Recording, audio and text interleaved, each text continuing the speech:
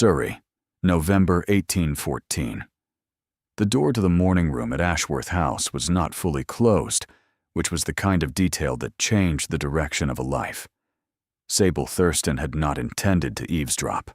She had been directed to the morning room by a footman who had confused her with the seamstress expected that afternoon, an error that said everything about how she had been received at Ashworth House and nothing about who she actually was. She had corrected the footman quietly, without embarrassment, and followed his redirected gesture toward the morning room, where she was to wait for the Dowager Duchess, and where the door had been left 6 inches ajar by someone who had not expected the conversation inside to carry. It carried. The voice was male, assured, and speaking with the unhurried confidence of a man who had never wondered whether he was being overheard. "She is plain and unremarkable," the voice said. "I have seen the woman twice at the Fenimore Ball, and once at Lady Dalrymple's card evening, and there is nothing in her appearance or her manner that would distinguish her from any of the 40 other women in the room. She is adequate. She is forgettable. And she is, I am told, the candidate my mother has selected for my consideration, which tells me a great deal about my mother's priorities and very little about the woman herself." Sable stood in the corridor, with her hand 3 inches from the door, and heard every word. She did not move. She did not gasp. She stood very still and listened to the rest. The second voice was female, older, and carried the authority of a woman who had raised the man speaking and was not impressed by him. "You saw her 3 times, the Dowager said, and concluded she was unremarkable. That is not an assessment, Tarquin. That is a confession of inattention." "I was attentive enough," the Duke said. "You were attentive to her face and her gown," the Dowager said. "You were not attentive to the fact that she reorganized Lady Dalrymple's entire card table seating in under 4 minutes, when the arrangement collapsed after the Pennington party arrived late, and did it so quietly that Lady Dalrymple believed she had done it herself. That is not an unremarkable woman. That is a woman who has learned to be invisible because visibility in her position invites the precise judgment you have just delivered." A pause. Sable noted the quality of it, the texture of a man who had been contradicted by his mother and was deciding whether to concede or fortify. He fortified. "Mother," he said, "I require a duchess who will represent this family in society. I require presence, a woman who enters a room and the room is aware of it. These are not excessive requirements. They are practical." The Dowager's voice dropped into the register Sable recognized from her own mother, the one that meant the conversation had moved past discussion and into verdict. "Your father," the Dowager said, "married a woman the room was aware of. He spent 30 years aware of her. It was not the kind of awareness you are imagining." The silence after this was absolute. Sable understood it completely. She understood that the Duke's requirements were not requirements at all. They were a scar dressed as a policy, inherited from watching his father's marriage, organized into a checklist so that it would not have to be examined as a feeling.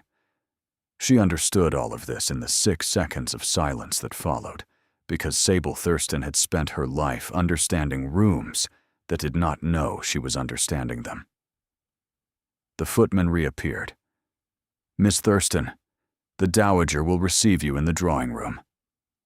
Sable looked at the morning room door, still ajar, still containing a Duke who had called her forgettable, and a mother who had disagreed, and followed the footman without a sound. She sat in the drawing room and waited. The room was formal, overdressed in the way of houses decorated by the previous generation, and maintained by the current one out of obligation rather than taste. She noted the books on the side table, decorative, unread, chosen for the color of their spines rather than their contents. She thought about the word unremarkable. She thought about a man who had looked at her 3 times and seen nothing, and a mother who had looked at her once and seen everything.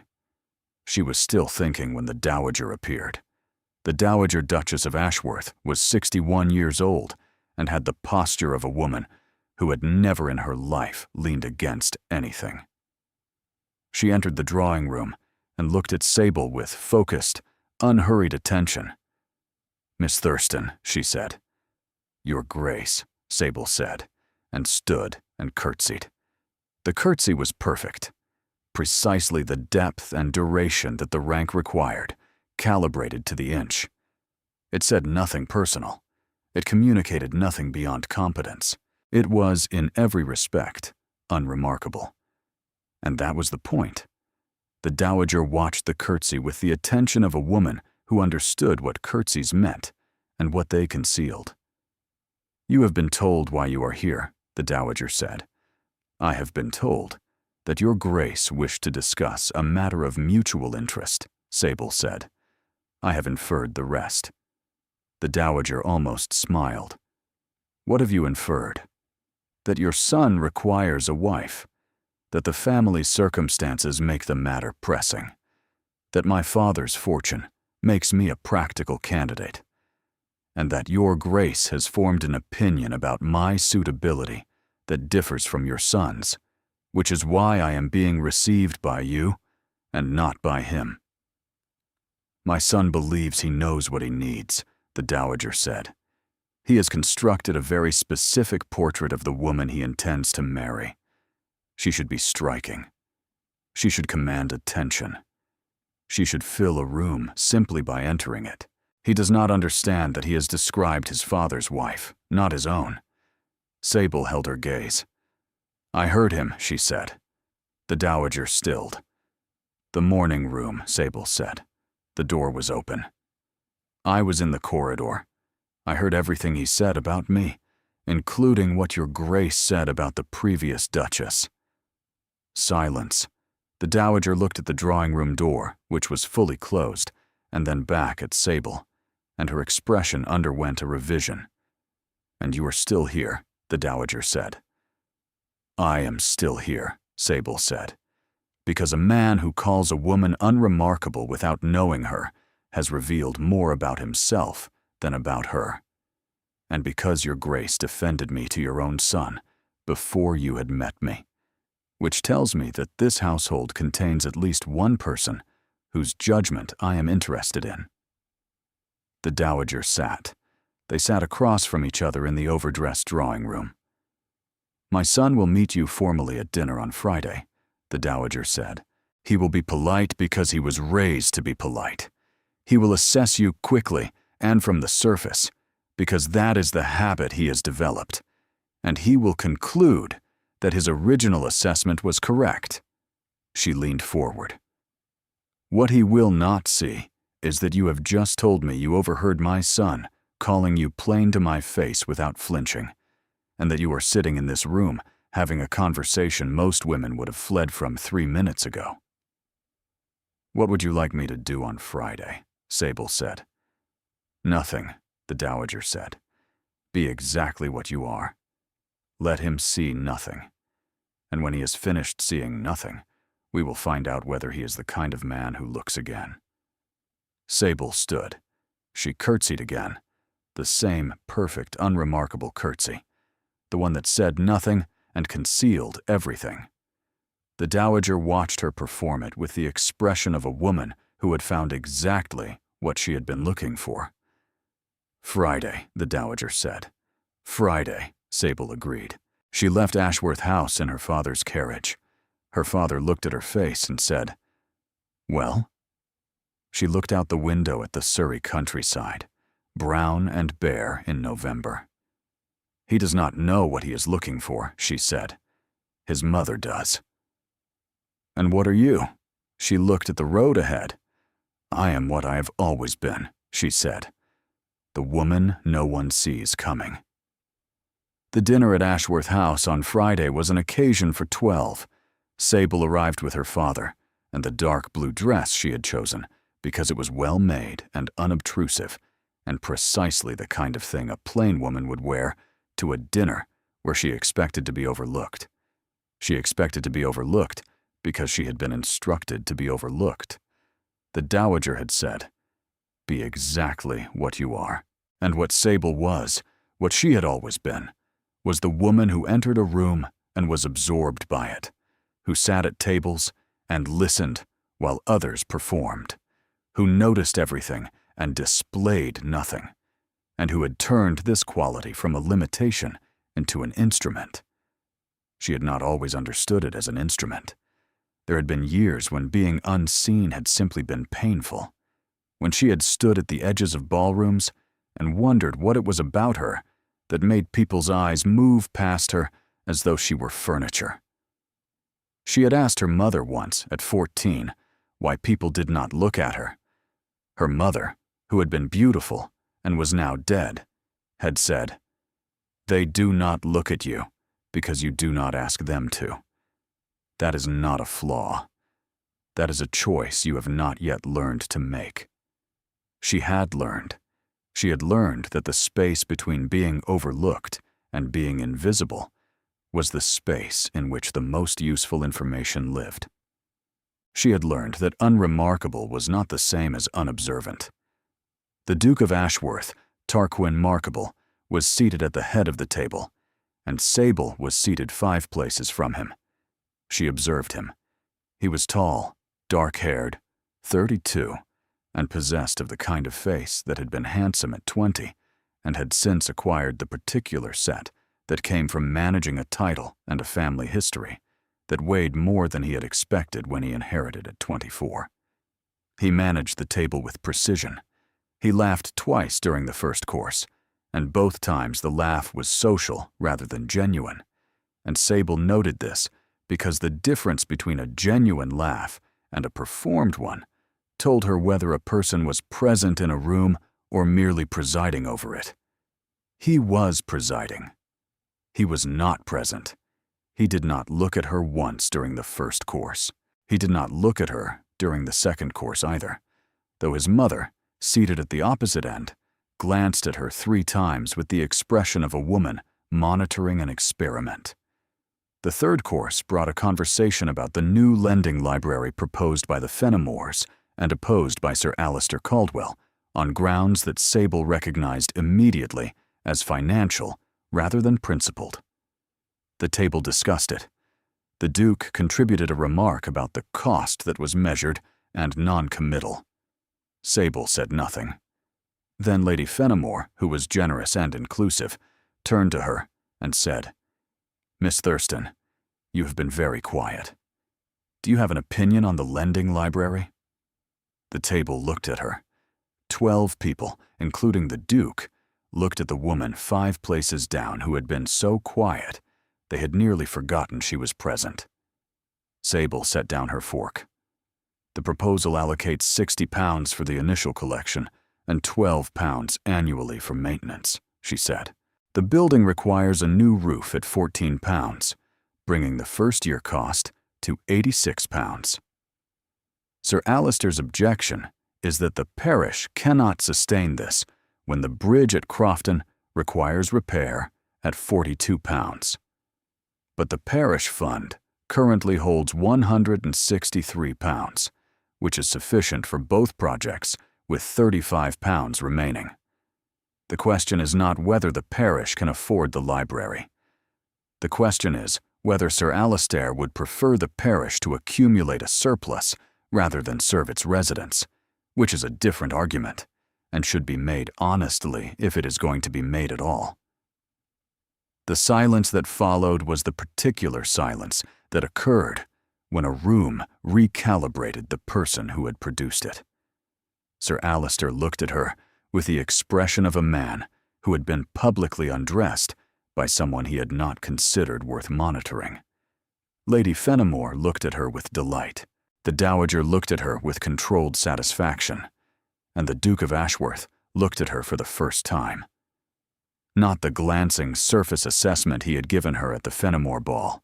He looked at her with the sudden, focused attention of a person encountering information that did not match the file, and Sable met his gaze and held it for exactly 2 seconds, long enough to be seen and short enough to be deniable, and then returned to her plate. She did not smile. She did not perform. She picked up her fork and resumed eating as though she had not just dismantled a baronet's position with parish arithmetic delivered from memory. The evening ended. The carriages were called. The Duke appeared near enough for acknowledgement. "Miss Thurston," he said. It was the first time he had spoken to her directly. "Your Grace," she said. "The parish figures," he said. "You had those from memory." "I pay attention to things," she said. He looked at her for a moment, and the entrance hall was full of people not noticing that the Duke was standing in front of the plain woman who had heard herself called forgettable and had decided to make that judgment cost him something. "Evidently," he said. "Good evening, Your Grace," she said, and curtsied, the same perfect, unremarkable curtsy, and left. In the carriage, her father said, "You prepared." She looked at her hands. "I always prepare," she said. "It is what unremarkable women do." She thought about a duke who had looked at her for the first time and had not yet understood what he had seen. She thought, "He will look again." She thought, "I will be ready." The letter arrived on a Wednesday. It was in the Duke's own hand. "Miss Thurston," it read, "the parish fund figures you cited at dinner have been the subject of discussion. Sir Alistair has disputed your bridge estimate, claiming £47 rather than 42. I have consulted the parish records and find your figure correct. I mention this not because the £5 difference is material, but because accuracy, when publicly offered, should be publicly confirmed. Ashworth." Sable read this 3 times. He had verified her figures himself rather than sending his steward, because the letter was in his own hand and referenced the records directly. He had written to tell her she was right, which served no practical purpose except to establish that he had been paying attention to what she said after the evening should have been concluded. He had not concluded it. He had gone to the parish clerk and checked her arithmetic and written a letter about it. And the letter said, "Accuracy should be publicly confirmed," which was the kind of sentence a man wrote when he was describing a principle and did not yet realize he was describing an interest. She wrote back, "Your Grace, I appreciate the confirmation, though I would not have cited figures I had not already verified. The £5 discrepancy likely reflects the original estimate from March, before Mr. Carver revised his price in September. Sir Alistair's information is not wrong. It is merely outdated, which is a different category of error, and one frequently confused with dishonesty, when it is more accurately described as inattention. S. Thurston." The word inattention was aimed not only at Sir Alistair, but at himself, at the man who had looked at her 3 times and seen nothing. His reply came the following morning. "Miss Thurston, I accept the distinction between inattention and dishonesty. I accept further that the former, in certain circumstances, may be the more consequential failing." Ashworth. 2 letters in 2 days, both in his own hand, both about figures neither of them actually cared about in the amount they were discussing them. She thought, "This is what it looks like when someone begins to pay attention and does not yet know that paying attention is the first thing that changes." On Saturday, a note from the Dowager. "Miss Thurston, my son has visited the parish clerk. He has not visited the parish clerk in 4 years. I draw no conclusions. I merely observe." Sable read this and almost smiled. She thought, "He has checked my arithmetic. That is more interesting than flowers." The lending library opened in the first week of December, faster than anyone had expected, because Sable had written to Lady Fenimore and offered to manage the acquisition. She had the collection sourced, catalogued, and delivered in 3 weeks. 214 volumes organized by subject, with a handwritten catalogue she had produced in 3 evenings at her desk. The Duke arrived at 2:30. She had not expected him. Dukes did not attend parish library openings unless they had a reason the occasion itself did not provide. He came with his steward, and the composed manner of a man presenting his attendance as routine, which it was not, and which everyone in the room understood was not. He walked the room. He examined the shelves. He stopped at the catalog and read it with focused attention, the kind that meant he was actually processing information rather than performing interest. He read every page. He paused twice, once at the natural history section and once at the agricultural collection. He found her eventually. The room was small enough that finding her required no effort, and the effort he made to make it appear incidental was, she observed, considerable. "Miss Thurston," he said. "Your Grace," she said. "The catalog," he said. "You compiled it." It was not a question. He had read it and recognized the handwriting or the organizational logic, or both, and he was confirming rather than asking, which told her something about how carefully he had been reading. "I did," she said. He looked at her. The December light through the grain store windows was gray and flat, and it made the room plain, and it made her plain, and he looked at her in that plain light with an expression that was no longer the dismissive surface scan she had received at the Fenimore Ball. "The agricultural section," he said. "You have included Tull and Young, but also Bakewell's breeding papers, which are not commonly available outside of institutional collections. My father's bookseller has connections with the Royal Society Library," she said. "I thought they would be useful to the tenant farmers, several of whom are already implementing selective breeding practices without the theoretical framework." "You know the tenant farmers' practices," he said. "I have spoken with 3 of them since we arrived in Surrey," she said. "Mr. Holt at Crofton is particularly advanced. He has been selecting for wool density for 6 years, with results that would interest anyone familiar with Bakewell's methodology. The quiet that followed was the silence of a man adding information to a ledger that had started nearly empty and was filling faster than he had anticipated. "You are very thorough," he said. She met his gaze. "I am very unremarkable," she said. "It leaves a great deal of time for thoroughness." The word landed exactly where she had placed it. She watched him receive it, the slight shift in his expression, the recalibration of a man who has been handed something he recognizes, and she held his gaze for 1 beat, then turned back to Mrs. Caldwell and left him standing beside the catalog with the knowledge that she had heard him, that she had not forgotten, and that the word unremarkable was going to follow him for some time. He stayed for another 40 minutes. He did not talk to her again, but his attention returned to her location in the room with a frequency that was no longer incidental. And when he left, he paused at the door and looked back once, and it was the first time it had cost him something to leave a room she was in. In the carriage afterward, her father said, "The Duke attended the library opening."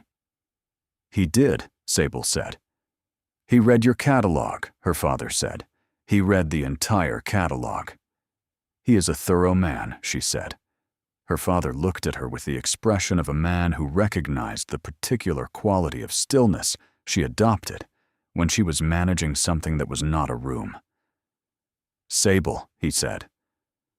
"It is a lending library," she said. "It serves the parish. The Duke's attendance is appropriate and unremarkable." Her father said nothing further, with the eloquence of a man who recognized the word unremarkable as a deflection and was choosing to let it stand. January brought the rain, and the drainage at the eastern edge of the Thurston property failed on a Wednesday morning.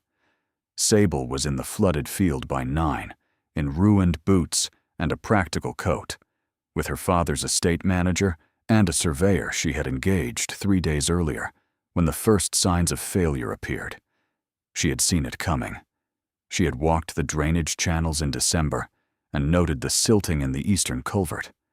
The repair required access to the drainage channel on Ashworth land because it fed into a larger system that crossed both properties.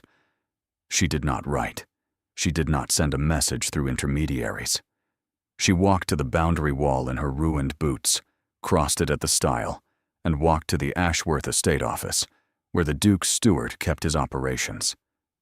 The steward, a careful man named Greaves, listened to her explanation with the attention of a man who recognized competence when it appeared at his door at 10 in the morning in the rain. "The junction is the issue," she said, pointing to the map. "The work requires 2 days and access to 80 yards of the Ashworth drainage channel. The Holts have lambing in 2 weeks. I would prefer not to explain to Mr. Holt that his lambing shed flooded because a boundary line was more important than a drainage junction." The Duke arrived 20 minutes later in a riding coat and muddy boots. He came through the door and saw her and stopped for 1 second, recalibrating. "Miss Thurston," he said. "Your Grace," she said. "Your drainage junction is flooding my meadow." He looked at the survey map she had spread on Greaves's desk. He looked at the flow calculations she had marked in her own hand. "Show me," he said. They walked to the junction together in the rain, and he asked 2 questions that confirmed he understood the problem, and one that surprised her. "You predicted this," he said. "I walked the channels in December," she said. "The collapse was inevitable with sustained rain." He looked at the flooded meadow. He looked at her. "You walked the drainage channels in December." She met his gaze. "I walk everything," she said. "It is how I understand what I am responsible for." He was quiet. The rain fell on both of them without discrimination, and he looked at this woman in her ruined boots, who had walked to his estate office uninvited and spread a survey map on his steward's desk, and used the phrase, "what I am responsible for," as though it included things that were not technically hers. "The access is yours," he said. "Greaves will coordinate. I want the junction repaired properly, not patched. If the channel needs clearing for its full length, clear it." "That is more than I asked for," she said. "The channel has been neglected," he said. "I should have addressed it before it became your problem." She watched the specific quality of the admission, the way he said "I should have" without deflection. She thought, this is what revision looks like when a man does it honestly. "Thank you," she said. "It is a practical matter," he said. "Yes," she said. "It is entirely practical." He paused. "You might call me by my name," he said. "Given that you are standing on my land in the rain, arguing about my drainage, the formality seems somewhat excessive." "Tarquin," she said. Something moved in his expression, something that had been held in place by formality and habit, and that the sound of his name in her voice had displaced by exactly the amount required to be visible. "Sable," he said back, her name, in his voice, in the rain. She had not expected it to matter. It rearranged something.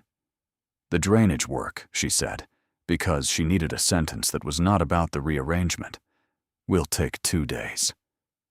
"Good," he said. "Keep me informed." He paused. "Directly?" "Directly," she agreed. He walked back toward the estate office, and she stood at the junction in the January rain and thought about the word directly and the way he had said her name. She thought, this was supposed to be a drainage problem. She thought, it has become something else. February brought the winter assembly at the Fenimore House, 40 people, the full county, the social machinery running at the capacity that Surrey demanded of its winter occasions. In the week since the drainage work, Sable had received 4 letters from the Duke. The first concerned the drainage results, which was reasonable. The second concerned the lending library's circulation figures, which was less reasonable.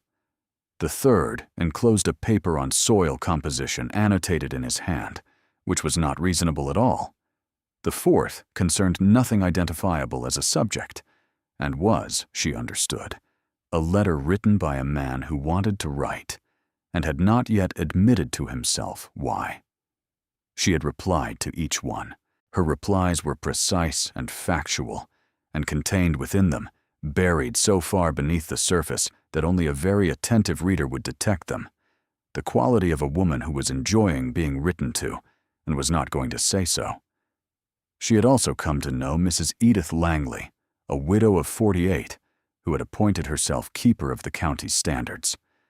Mrs. Langley had been pleasant in November, less pleasant in December, after the lending library she had not been consulted about, and silent in January, which was worse, because silence from Mrs. Langley meant she was preparing something.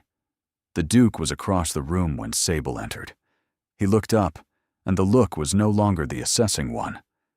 It was the one that had been building since the dinner, the one that lived in the space between formal attention and something he had not yet named. She received it and set it aside because the room required her attention before he did. The evening moved as these evenings moved, the circulations, the conversations that formed and dissolved, the careful social choreography of 40 people managing their positions in a public space. Sable talked with Lady Fenimore about the library's second month. She talked with Mrs. Caldwell about the spring planting. She was aware, during all of this, that the Duke's attention was tracking her through the room, not visibly.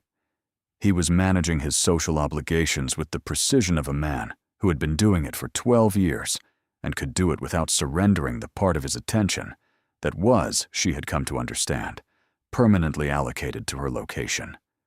She had developed a corresponding allocation. This was inconvenient. He found her during the second hour, appearing at her left at the moment she had concluded a conversation with old Mr. Ashford about his greenhouse. His arrival was smooth enough to appear coincidental and deliberate enough that she knew it was not.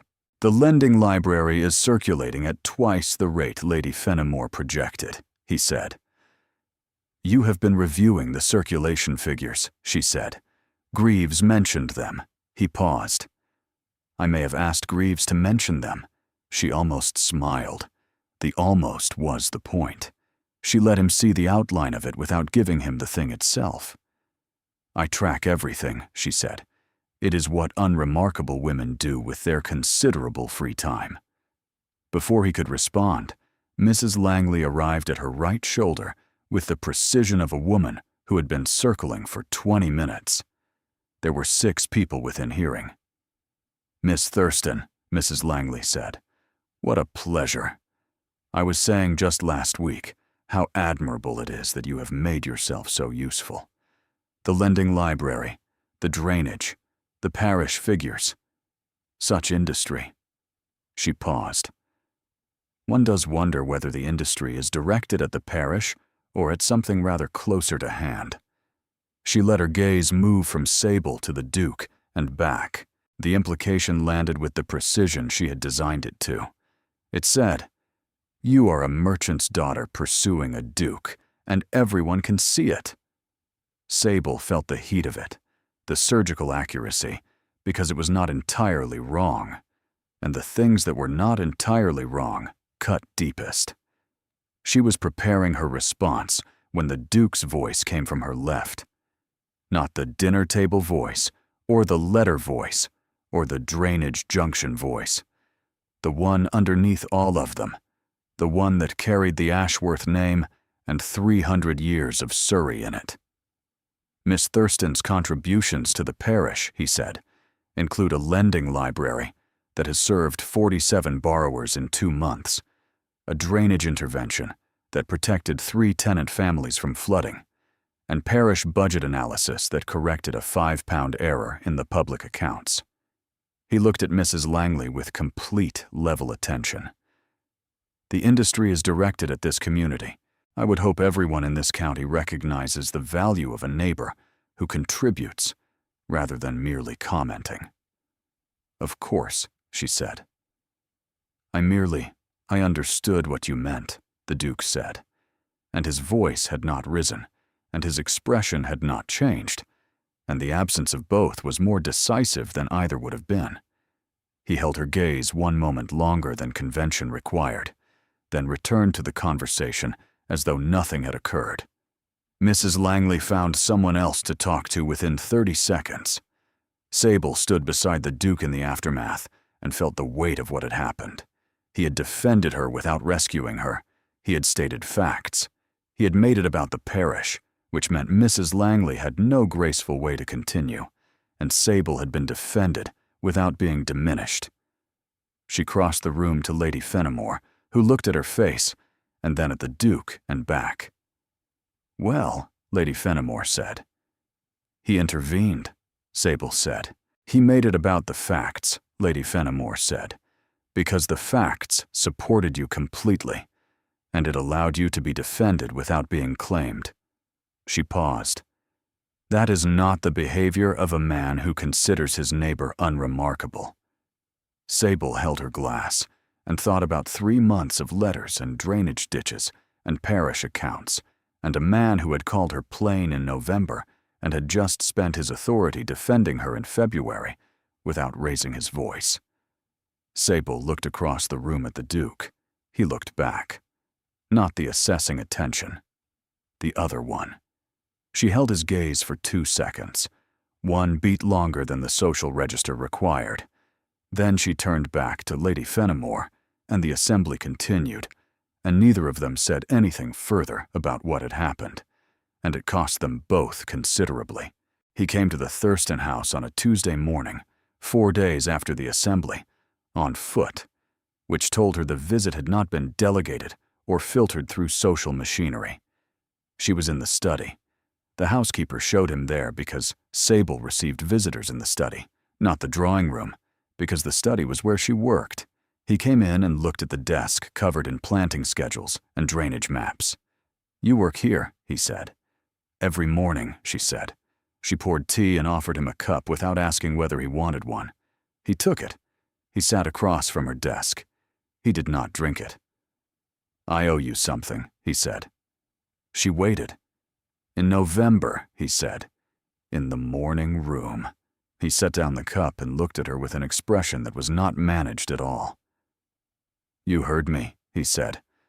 "Everything," she said. "Plain and unremarkable. Nothing to distinguish her from any of the 40 other women in the room." "I remember the count." "I was wrong," he said. "Not in the way a man is wrong when he misjudges a painting or a horse. I was wrong in the way a man is wrong when he walks into a room and sees nothing because he has decided in advance what everything looks like. I saw my own categories. I did not see you." He paused. "My father married a woman who filled rooms. She filled them with noise and spectacle and the kind of presence everyone noticed and no one could manage. I grew up watching that marriage. I grew up watching a man who had chosen a woman for her visibility spend 30 years being destroyed by it. When I inherited," he said, "I decided I would look for the opposite. Someone quiet and manageable. And I would call those things practical and organize the requirements into a list. And the list would protect me from my father's mistake. The list was not about finding the right person," he said. "It was about avoiding a feeling. And when my mother put your name forward, I called you unremarkable because unremarkable was what I thought I wanted, and I did not understand that I had built the entire framework on the wrong question." "What was the wrong question?" she said. "The wrong question was, what do I need to avoid? The right question, which I have been learning since November, is what have I been failing to see?" She was quiet. She thought about this man who had walked to her house and named the wound without deflection and traced it to its source. "You did not see me," she said. "No. I did not stay to argue with you in November," she said. "Not because I was hurt, though I was. I stayed quiet because I understood that you were not describing me. You were describing what you were afraid of. And arguing with a man's fear does not change the fear. It only forces him to defend it. So I left," she said, "and I came back. And I built a lending library and fixed a drainage ditch and corrected the parish accounts.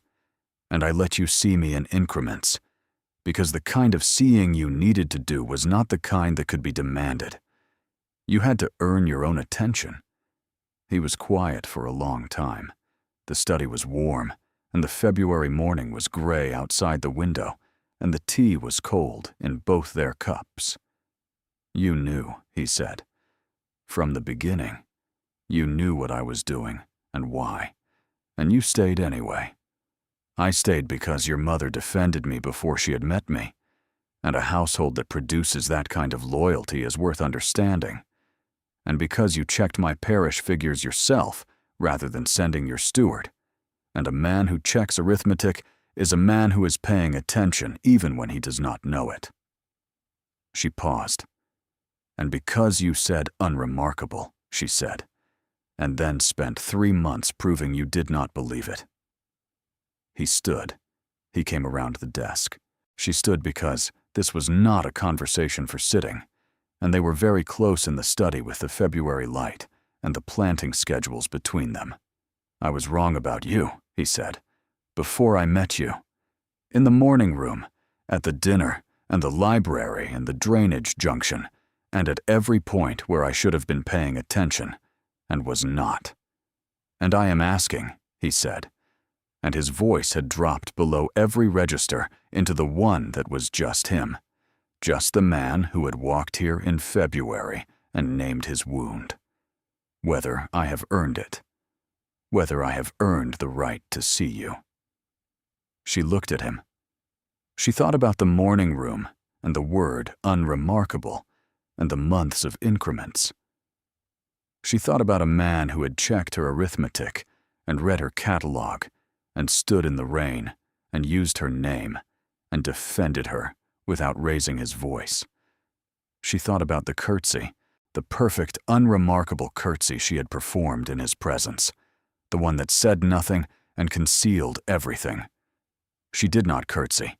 She put her hand on his arm, flat and deliberate. You have earned it, she said. He covered her hand with his. He kissed her. It was not tentative. It had the honesty of a man who had arrived at a conclusion he was not going to qualify. She kissed him back with the same precision she brought to parish accounts and drainage maps and every true thing she had ever decided, and the study was warm, and neither of them required any further management. When they separated, she kept her hand on his arm. The drainage junction, she said, is functioning, he said. The lending library is circulating. The parish accounts are balanced.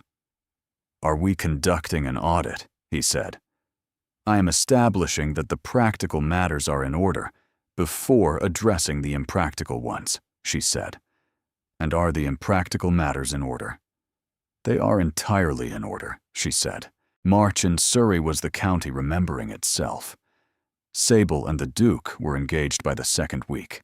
He had asked formally in the study on a Wednesday morning, because Tarquin had learned that the study was where Sable was herself. I have been revising my assessment for 4 months, he said. The revision is complete. The conclusion is that I would like to spend the remainder of my life being revised by you. That is not a conventional proposal, she said. I have been told you find conventional assessments insufficient. Yes, she said. They had shaken hands. The absurdity registered approximately 4 seconds later, and she had said, We have sealed a marriage the way I seal a drainage contract. And he had said, I find the precedent appropriate. And she had laughed. The small, real laugh she produced so rarely that he received it with the expression she now knew was his version of complete happiness. Her father received the news that evening. He set down the Manchester accounts he had been reviewing and looked at his daughter with the attention of a man who had understood exactly what was happening since approximately December. The Duke of Ashworth, he said. The man who called you unremarkable. He has revised that assessment considerably, she said. Her father looked at her. Has he? He walked to this house in February and told me he was wrong without qualification, she said. He traced the error to its source. He named what he was afraid of, and he did not ask me to forgive it. He asked whether he had earned the right to see me clearly. She paused. I find I cannot hold a man's November against him when his February is everything it should be. Her father was quiet. He looked at the desk, at the planting schedules and the drainage maps, the accumulated evidence of a daughter who had arrived in Surrey and made herself indispensable to a county that had not known it needed her. "Is he good enough for you?" her father said. She thought about this with the honesty it deserved, the precision that did not permit flattering approximations. "He is learning to be," she said. "That is the best version of the answer." Her father nodded. "It is," he agreed. He wrote to the Duke that afternoon. The letter was brief and direct and contained the precise dimensions of the Thurston fortune, stated without apology, the way her father stated everything important. The Duke's reply to her father's letter arrived the following morning, addressed to Sable. It said, "Your father's letter was thorough and entirely beside the point. I am marrying you, not a balance sheet. I have learned recently that the things I fail to see are more important than the things I count. T." She put it in the desk drawer where she kept his letters. There were 9. The Dowager called on Thursday with the energy of a woman who had been exercising restraint for 4 days and had reached its absolute limit. "He proposed in your study," the Dowager said. "At my desk," Sable said, "between the planting schedule and the lending library accounts. He was happy when he called on me yesterday," the Dowager said. "I have not seen him happy in years." "You are good for him." "He is good for me," Sable said, "which is the thing I did not expect. I expected to prove a point. I expected to be right. I did not expect to discover that he was also right about certain things, and that the things he was right about were the things that made him worth the argument." What was he right about? That a woman who goes unseen is not the same as a woman who is unremarkable. He had entirely the wrong framework, but the instinct was not wrong. The Dowager smiled, not the social smile, the real one, the one that belonged to a woman who had survived 40 years of society and a difficult marriage, and a son who had inherited his father's wound, and who had finally begun to set it down. "He is going to discover," the Dowager said, "that he has acquired a duchess who will run his estate better than he does." "He has already discovered it," Sable said. "He mentioned it during the proposal. He described it as a preliminary finding." The Dowager set down her teacup. "He proposed to you with a finding." "He proposed with a revised assessment followed by a conclusion," Sable said. "The conclusion was excellent. The assessment was also excellent in its way. It was honest. I find I prefer honest assessments to elaborate ones." "Yes," the Dowager said. "I imagine you do." She stood with the efficiency of a woman who had received everything she came for. "The engagement dinner," she said. "I will host it at Ashworth, first week of April. Mrs. Langley will be invited." Sable looked at her. "Because," the Dowager said, "the sight of Mrs. Langley congratulating you on your engagement to my son will be among the more satisfying things I have witnessed in some years, and I am not above enjoying it." "I find I am not above it either," Sable said. The engagement dinner was on the 4th of April, a Friday, which the Dowager had chosen because Friday dinners in Surrey set the tone for the season, and she wanted this tone set correctly. 44 people, the full county. The table arranged in the long dining room at Ashworth House with the precision of a woman who understood seating as a form of argument. Sable was seated at Tarquin's right, which was where a future duchess belonged, and also where the Dowager had placed her because it was the most visible seat in the room, and visibility, which had once been the thing Sable lacked, was now the thing the Dowager intended to give her in the most comprehensive way available. She wore dark blue, not the same dress from November, a better one, cut in London by someone who understood that dark blue on a woman with her coloring was not a disappearance, but a choice. She wore her mother's pearl brooch, which was simple and correct. "The blue again," he said. "It works," she said. "It does," he said.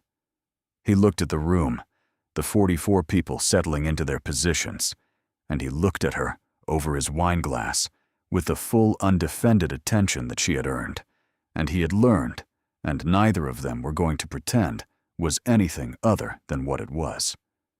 "Are you prepared for 44 people's opinions about our engagement?" he said. "I have been managing rooms since I was 16, she said. "I am entirely prepared." "I know," he said. "I am asking for my benefit, not yours."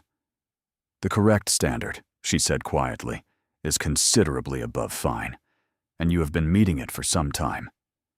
Mrs. Langley congratulated them after the meal in the drawing room, with the composed grace of a woman who had no remaining options and was executing them flawlessly. She said the correct things. She said them to Tarquin first, and then to Sable. And when she said them to Sable, she met her eyes, and Sable met hers with the composed directness that was her permanent condition, and nothing further was required. Tarquin beside her said nothing. His presence was the statement. The dowager across the room watched this exchange with controlled satisfaction. Sable thought about the assembly, the moment before his intervention, and her brief annoyance that he had spoken before she could. She had then thought about the specific quality of what he said, the way he had made it about the community, so that she had been defended without being diminished. She was not a woman who needed protection. She had never needed it. She was also, she had concluded, a woman who could receive someone standing beside her without it meaning she could not stand alone. Those were not the same thing, and she had been treating them as the same thing for so long that the distinction had nearly escaped her. They were married in June at the village church, between the Ashworth estate and the Thurston property. She wore dark blue. Nobody was surprised.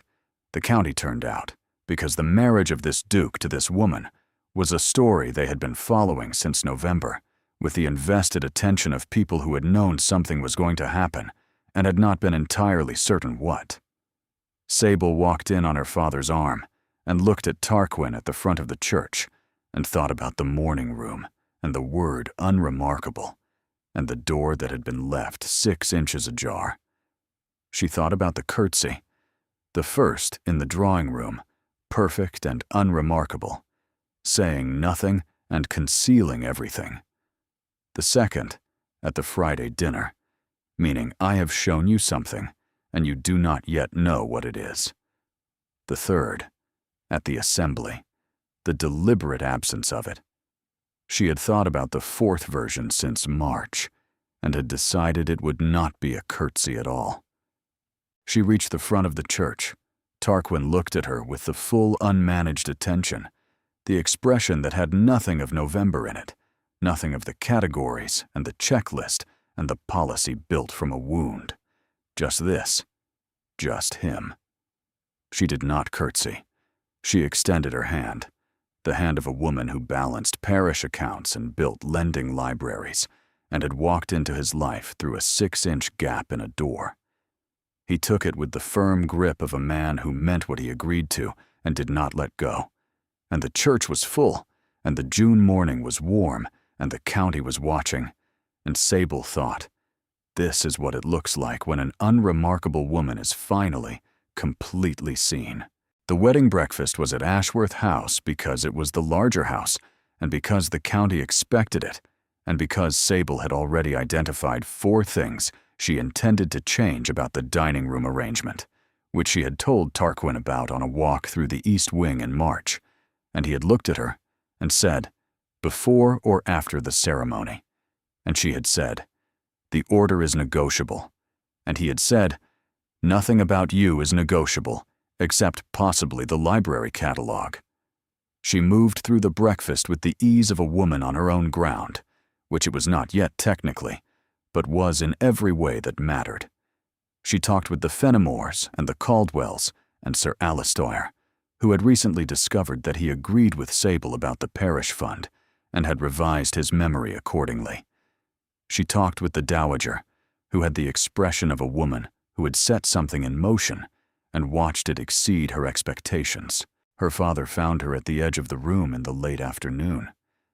He's happy, she said. Are you? I am, she said. I am also still annotating 3 things he said in January that were technically accurate and entirely unnecessary, and I intend to revisit them when the appropriate moment arrives. You are going to be a magnificent duchess, her father said. I know, she said. I intend to be. He laughed, the full, genuine laugh of a man who had spent 26 years being proud of this particular person, and had decided today was the correct occasion to let it show entirely. Tarquin found her in the garden as the June light moved across the Surrey countryside in the long, golden way of evenings that did not want to end. She was looking at the rose beds with the focused attention of a woman already redesigning something. The roses, he said. They are in the wrong beds, she said. The climbers should be on the south wall. Sable, he said. She looked at him. He was looking at her with the expression that was entirely his own, the one that had nothing of November in it, and everything of the month since. The June evening was warm, and the Surrey countryside was doing what it did in June, which was to be so comprehensively itself that there was no room for anything that was not true. The roses are yours, he said. All of it. The garden and the library and the drainage and the parish and the county.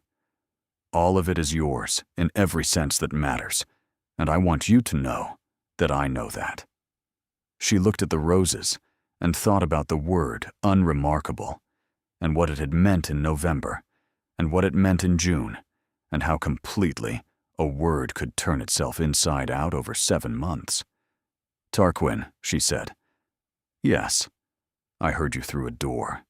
7 months ago. You said I was plain and unremarkable. You said there was nothing to distinguish me from 40 other women. He waited. He had learned to wait. You were right, she said. If you are looking at the surface, I am not the woman who stands out. I am not beautiful. I do not fill rooms by entering them. She looked at him. But I balance them, she said. I read them and organize them and understand them. And the reason no one notices is because the work is done before anyone thinks to look.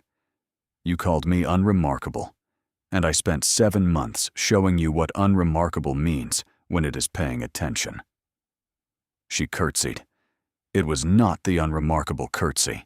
It was a full, deliberate, unhurried curtsy, the deepest she had ever performed, the kind that required complete control to execute and complete intention to offer. And when she rose, she looked at him directly. I see you. You see me. I am not concealing anything anymore. He understood it completely. She saw him understand it. She saw the word unremarkable turn itself inside out in his expression, from a judgment he had delivered to a quality he had discovered, from something he had dismissed to something he would spend the rest of his life learning to deserve. Sable, he said, and her name in his voice had all of November and December and January and every month since in it, and none of it was a wound anymore. Tarquin, she said. He took her hand. She let him take it. The June evening went on around them, warm and unhurried, entirely indifferent to whether any of this had been practical, and the answer they had both arrived at was that it had been, just not in the way she had told herself in November. The most important things, her father had always said, were the ones you understood better after they had happened than before. She understood this one completely.